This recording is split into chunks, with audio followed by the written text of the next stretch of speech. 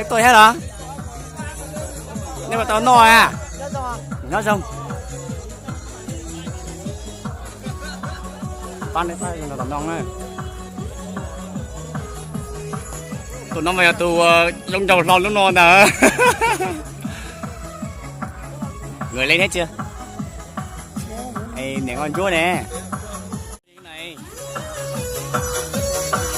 Đây là bán xài nữa.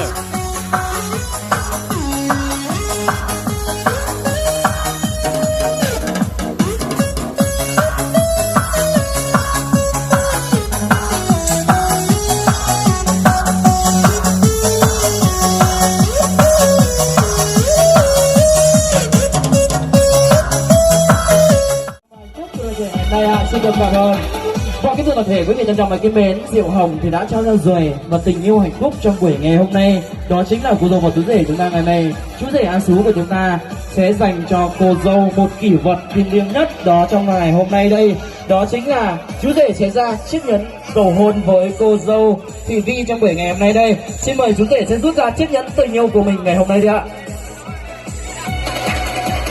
Vâng, vật này gì là trong hôm nay đó chính là chiếc nhẫn thì đường tròn mà không có điểm dừng, và để hạnh phúc để chứng minh cho tình yêu hạnh phúc của đàn trẻ ngày hôm nay từ giờ đến ngày sau, đó chính là nền tảng để giữ chặt những con tim của hai bạn trẻ ngày hôm nay. Xin mời chú rể sẽ cùng rút ra chiếc nhẫn tình yêu của mình để cầu hôn với cô dâu Hồ Thị Vi trong buổi ngày hôm nay. Xin mời A Sú chúng ta sẽ cùng rút ra chiếc nhẫn tình yêu của mình ngày hôm nay ạ.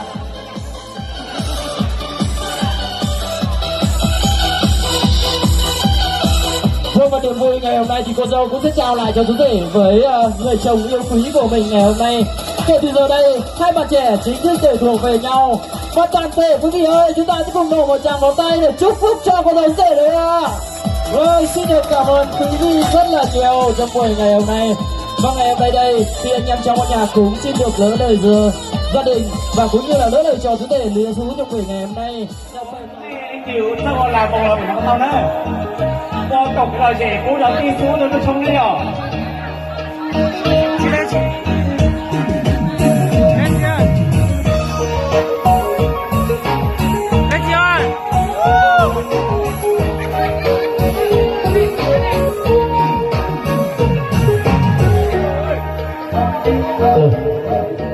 Thôi chị đi xin được rồi, mà sớm biết qua làm cầu kia rồi. Gió sương mê lầy mùa, nụ nọ phải đủ đa chi. Cả cho vui mùa hoa chi. Chị đừng sợ sợ phía. Mẹ cho con một lòng tư tha. Nhớ lỡ, chị cho con một tư tha.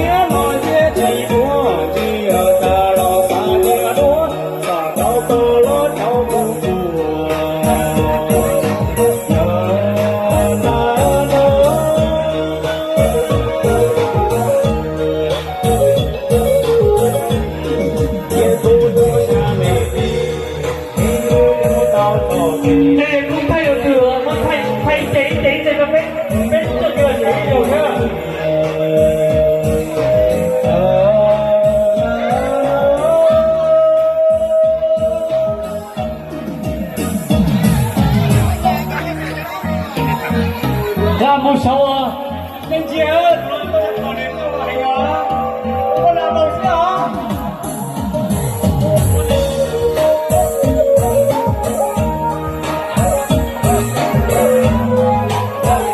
Con là một thay đổi cái số đông của để tên là số thế rồi chú biết.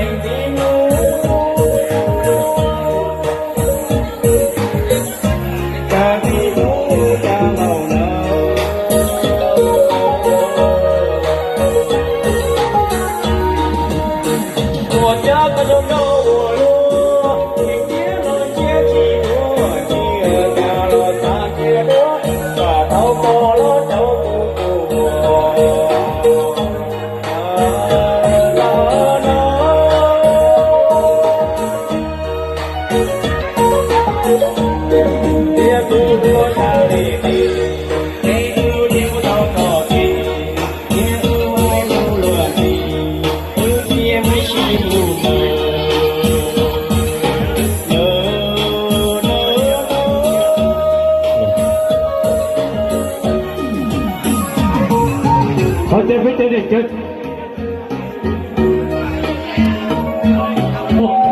那个今天的小朋友啊，小屁了，小朋友了。